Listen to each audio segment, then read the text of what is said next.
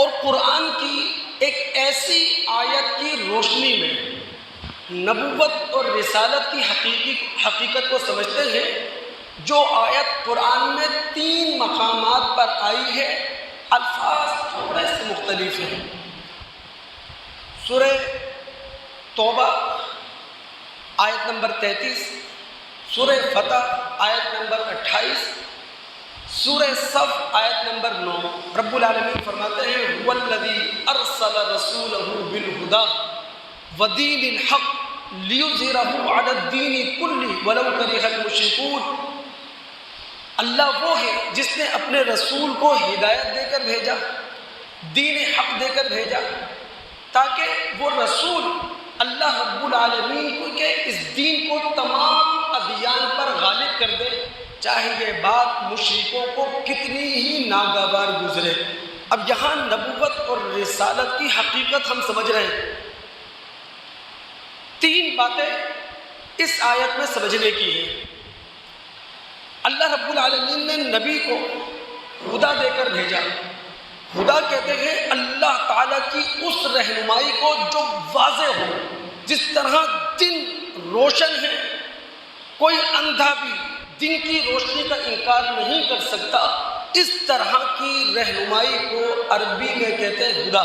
جو عربیت سے واقف ہے وہ جانتے ہیں کہ دن کی روشنی کا ایک نام ہے ہدا۔ یہ جو پانی میں ابھری ہوئی چٹانیں ہوتی ہیں جو دور سے نظر آتی ہیں، پانی کے اندر ابھری ہوئی وہ چٹانیں جو دور سے نظر آ جائیں، عربی میں انہیں کہتے ہیں ہادیہ۔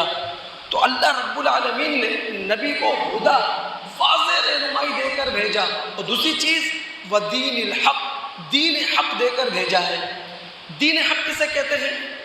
دین حق نام ہے اس رویے کا، دین حق نام ہے اس عمل کا کہ اللہ رب العالمین کی بالادستی کو تسلیم کر کے اس کے سامنے سر اطاعت جھکا دیا جائے، یہ ہے دین حق۔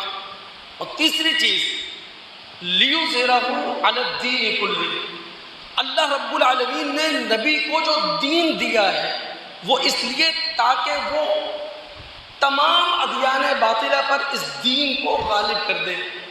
ایک ہے لفظ ظاہرہ یظہر، جس کا معنی ہوتا ہے کسی چیز کا نمایاں ہونا، اور اسی سے باب افعال ہے اظہر یظہر، اظہار، جس کا معنی ہوتا ہے ایک چیز کو دوسری چیز پر غالب کر دینا۔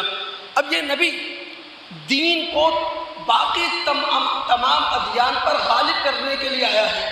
اب ہمارے ذہنوں میں سوال ہے کہ جناب نبی دین کو، جو آسمانی دین ہوتا ہے، جو وحی پر مبنی دین ہوتا ہے، اس کو کس طور پر غالب کرتا ہے؟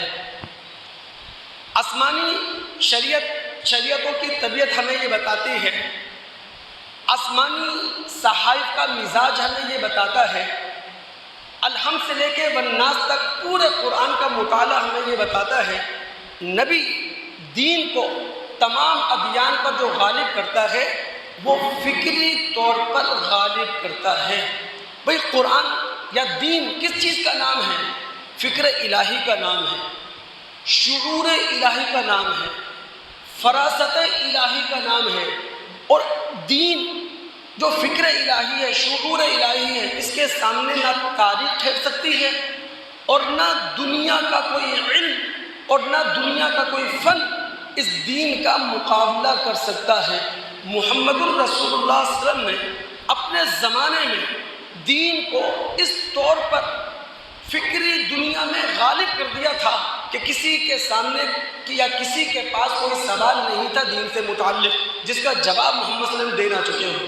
زبانیں گم ہو چکی تھی، زبانیں خاموش ہو چکی تھی، دنیا اس دین کے سامنے لاجواب ہو چکی تھی، تو محمد الرسول اللہ صلی اللہ علیہ وسلم نے اپنے زمانے کے اندر اس دین کو فکری لحاظ سے غالب کر دیا تھا۔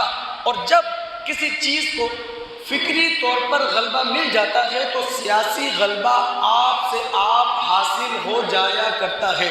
اب اگر ہم مسلمان یہ چاہتے ہیں کہ آج پھر فکری طور پر دین اسلام تمام ادیان پر غالب آ جائے تو پوری مسلم دنیا کو اس دین کے ساتھ علمی طور پر وابستہ ہونا پڑے گا، عملی طور پر وابستہ ہونا پڑے گا، 21ویں صدی کی سوچ اپنانا ہوگی، 21ویں صدی کے علوم سے فائدہ اٹھانا ہوگا دوست۔